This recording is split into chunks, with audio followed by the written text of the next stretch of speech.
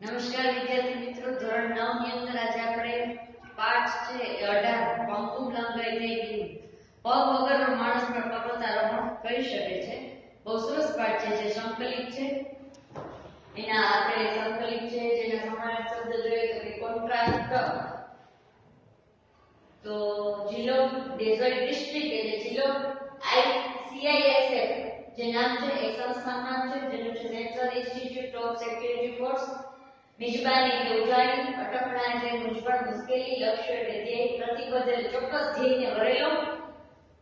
વિરુદ્ધાર્થી શબ્દ છે દુર્ભાગ્ય તો સદભાગ્ય, શક્ય અશક્ય, દુર્ગમ સુગમ, મજબૂત તકલાદી, ઉત્સાહ નિરુત્સાહ, કુદરતી કૃત્રિમ, રૂઢિપ્રયોગ છે.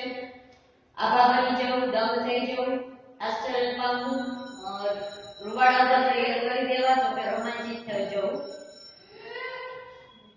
પંકુ લંગાઈથી ગીરી એક યુવતીના અડગ આત્મવિશ્વાસને વ્યક્ત કરતું આ રેખાચિત્ર છે.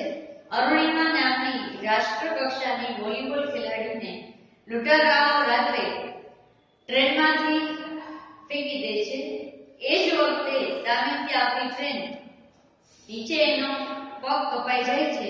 આવી વિકટ પરિસ્થિતિમાં હિંમત આપ્યા વગર એ પોતાના પગનું એનેસ્થેશિયા વગર ઓપરેશન કરાવે છે. એટલું જ નહીં, એક ક્ષણે એ એવરેસ્ટ સર કરવાનું સ્વપ્ન સેવે છે. એક યુવતીના આત્મવિશ્વાસની આ ચરમસીમા છે. અનેક મુશ્કેલીઓ પછી એ એવરેસ્ટ તો સર કરે છે, પણ એ સિવાય વિશ્વના બીજા શિખરો પણ સર કરે છે અને જાણે કે પંકુ લંગાઈ ગીરી શુભાશયને સાર્થક કરે છે. બરેલી ડિસ્ટ્રિક્ટ હોસ્પિટલના સ્ટાફમાં દોડધામ મચી ગઈ હતી. અરુણિમા નામની છોકરીના પગનું ઓપરેશન કરવાનું હતું, પરંતુ ચિંતાજનક વાત એ હતી કે અહીં ન હતી લોહી માટે વ્યવસ્થા કે ન હતી દર્દીને બેહોશ કરવા માટે એનેસ્થેશિયા એટલે કે કોઈ એવી દવા જે સંભાળવા છે વ્યક્તિ બેભાન થઈ જાય તો એનેસ્થેશિયાની સુવિધા. અરુણિમાએ અર્ધભાનાવસ્થામાં આ અંગેની ચર્ચા સાંભળી અને ડોક્ટરને હિંમતથી કહ્યું, સરજી મારો પગ કપાયો, હું આખી રાત રેલવે ટ્રેક ઉપર પડી રહી. મેં ભયંકર વેદના સહન કરી તો હવે તો તમે મારા ભલા માટે મારો પગ કાપશો ને? હું સહન કરી લઈશ. એની અડગતા જોઈને ડોક્ટરો અને નર્સ આભાર બની ગયા. તેમની માનવતા જાગી ઉઠી. હોસ્પિટલના ડોક્ટર અને ફાર્માસિસ્ટે રક્તદાન કર્યું અને એનેસ્થેશિયા વિના અરુણિમાના પગનું ઓપરેશન થયું. ભયંકર વેદનાભરી સ્થિતિમાં તેનો પગ અલગ કરાયો. એ પીડાનું સ્મરણ આજે પણ એના રૂવાડા ઉભા કરી દે છે. 2011 ની 11 એપ્રિલે અરુણિમા CISF માં જોડાવા માટે ઇન્ટરવ્યુ આપવા પદ્માવત એક્સપ્રેસમાં લખનઉ થી દિલ્હી જઈ રહી હતી. ત્યારે કેટલાક બદમાશો એની સોનાની ચેન ખેંચવા પ્રયાસ કર્યો. ડબ્બામાં મુસાફરોની હાજરીમાં આ ઘટના બની, પણ કોઈએ એનો વિરોધ ન કર્યો. કોઈએ એમને અટકાવ્યા નહીં. વોલીબોલની રાષ્ટ્રીય કક્ષાની રમતવીર રહેલી અરુણિમાએ સામી લડત આપી. એ જજુમી, પરંતુ એકલી અને અસહાય હોવાથી બદમાશોએ તેને ટ્રેન બહાર ફેંકી દીધી. એનું દુર્ભાગ્ય એ જ વખતે સામેથી બીજી ટ્રેન પસાર થઈ અને એના ઉજ્જવળ ભાવિને કચડી ગઈ. અરુણિમાનો ડાબો પગ ટ્રેન નીચે કપાયો. લોહી લુહાણ હાલતમાં આખી રાત એ મદદ માટે બૂમ પાડતી રહી, પણ કોઈ તેની મદદે આવી નહીં. રાત્રિના અંધકારમાં તે 7 કલાક ટ્રેન પર પડી રહી. ત્યાંથી 49 ટ્રેન પસાર થઈ ગઈ, પણ આ કસોટી કાળમાં એની મદદે કોઈ ફરક પડ્યો નહીં. માત્ર એના કપાયેલા પગના માંસની મિજબાની માણવા અંદરો જાગ્યા. અરુણિમાનો ડાબો પગ માત્ર ચામડી પર લટકતો હતો. જમણા પગના હાડકાના ઘણા ટુકડા થઈ ગયા હતા. એની કરોડરજ્જુમાં તિરાડ પડી હતી. તે ચીસો પાડતી, સહન કરતી, રડતી પડી ગઈ. સવારે તેને બરેલી હોસ્પિટલમાં લઈ જવાઈ અને તેના તાત્કાલિક ઓપરેશન પછી એને એમ્સ દિલ્હીની હોસ્પિટલમાં ખસેડવામાં આવી. ત્યાંની લાંબી સારવાર પછી તેણે થોડી સ્વસ્થતા મેળવી ત્યારે તેણે સમાચાર પત્રો વાંચ્યા કે અરુણિમા પાસે ટિકિટ ન હતી, એટલે આત્મહત્યા કરવા તે કૂદી હતી. એટલે આમ બન્યું. એના પરિવારે તમામ અફવાઓનો ખંડન કર્યું, પણ કોઈએ માન્યું નહીં. સત્ય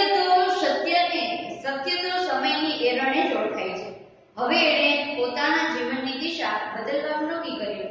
જ્યાં ચાહ વહાં રાહ, કે જ્યાં ઈચ્છા હોય ત્યાં જઈ શકાય. વહાં રાહ, ત્યાં રસ્તા તરત બધા મળી જાય છે. એ ન્યાયે તેણે હોસ્પિટલની પથારીમાં નક્કી કર્યું કે હું પર્વતારોહણ કરીશ. લોકોએ એને પાગલ ગણી, કારણ કે પગ વગરના માટે પર્વતારોહણ અશક્ય ગણાય. અરુણિમાના દ્રઢ સંકલ્પ શક્તિ હતી, પરંતુ પર્વતારોહણ માટે જરૂરી માર્ગદર્શન અને તાલીમ મેળવવા એને એ માટે આર્થિક સહાય મેળવી એ બે કપરા પ્રશ્નો જે તેની સામે હતા. લોકોએ એનો સંકલ્પ પડતો મૂકવા સમજાવ્યો અને કહ્યું, તારો એક પગ કપાઈ ચૂક્યો, બીજામાં રોડ છે, કરોડરજ્જુમાં તિરાડો છે, તું સાજી થાય પછી કોઈ નોકરી કરજે. લોકોને એનું અપંગ શરીર દેખાતું હતું, એનો અડગ આત્મવિશ્વાસ નહીં. અરુણિમાનું અંતર આ દુર્ગમ લક્ષ્ય પામવા પ્રતિબદ્ધ થઈ ચૂક્યું હતું. અરુણિમાના પરિવારે એને પ્રેમથી સંભાળી અને એના અડગ મનોબળે એને મજબૂત બનાવી. જિંદગીની મુશ્કેલીઓ મૂંઝવણો સાથે તે પથારીમાં પડી રહેવા માંગતી ન હતી. તે 1985માં એવરેસ્ટ સર કરનાર ભારતીય પ્રથમ મહિલા બચેન્દ્રી પાલ પાસે પહોંચી. તેણે અરુણિમાના નિશ્ચયની અડગતા જોઈ કહ્યું, એવરેસ્ટ જેવા દુર્ગમ પર્વતારોહણ વિશે વિચારીને તે અંતરમાં તો એને સર કરી જ લીધો છે, માત્ર હવે જગતને બતાવવા ખાતર ત્યાં જઈ ચડવાનું બાકી છે. બચેન્દ્રી પાલ સાથેની મુલાકાતે એનામાં અનેરી હિંમત અને ઉત્સાહ ભરી દીધા. પરંતુ આ ક્ષેત્રમાં અનેક મુશ્કેલીઓ એની વાટ જોતી બેઠી હતી. બચેન્દ્રી પાલ મેડમે એને સમજાવ્યું, અરુણિમા, તારી વિચારથી કે તારા શબ્દોથી તે એવરેસ્ટ સર કરી લીધું છે, પણ તું સાબિત કર કે તું આવા શરીરે એવરેસ્ટ સર કરી શકે છે. અને એ મંડી પડી. પર્વતારોહણની તાલીમ દરમિયાન શરૂઆતમાં પર્વત ચડવા બધા એક સાથે નીકળતા ત્યારે અરુણિમાને સલાહ મળતી, અરે તું ધીમે ધીમે આવ. તે અકળાતી અને વધુ મહેનત કરતી. 8 મહિના બાદ પરિસ્થિતિ બદલાઈ ગઈ. અરુણિમા હવે સામાન ઉપાડીને સૌની સાથે નીકળતી અને સૌથી પહેલી પહોંચતી.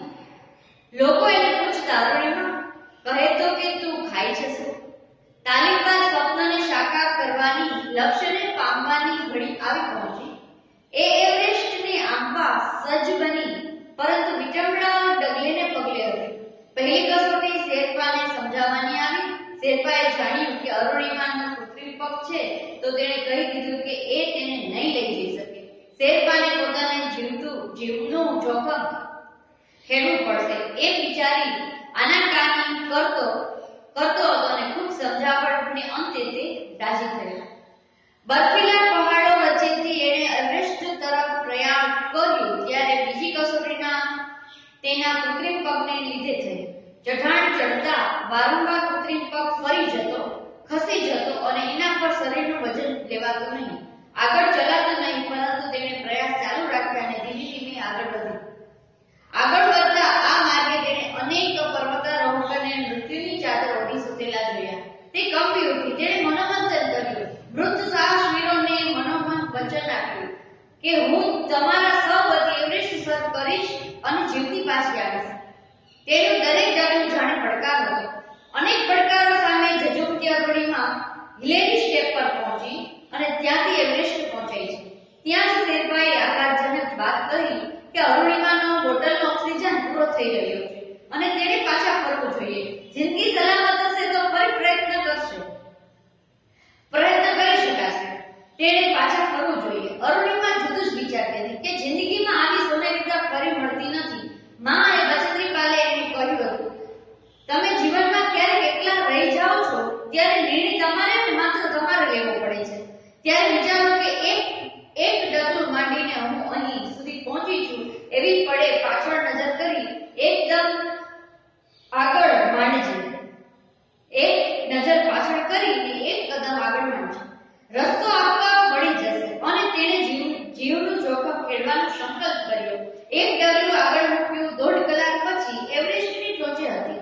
અશક્ય એવી મંજિલ પર હતી. તે ખૂબ ખુશ હતી. આનંદના અતિરેકમાંથી બૂમો પાડીને દુનિયાને બતાવવા માંગતી હતી કે એક વિકલાંગ, એક મધ્યમ વર્ગીય છોકરી ધારે તો શું ન કરી શકે.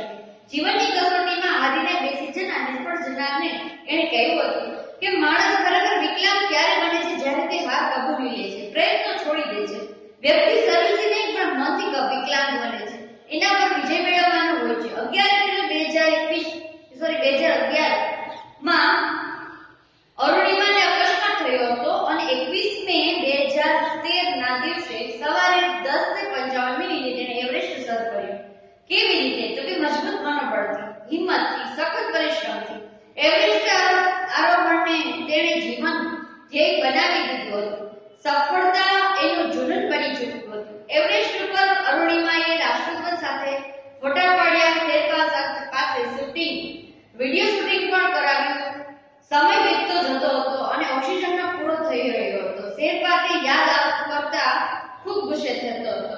અરુણિમાને પોતાને પણ આ ખ્યાલ હતો કે પોતે કદાચ જીતી નહીં રહી શકે, પરંતુ તે શેરપા મારફતે વિડિયો ભારતના યુવા વર્ગને પહોંચાડવા માંગતી હતી, જેથી યુવાનો પડકાર સામે લડતા શીખી શકે.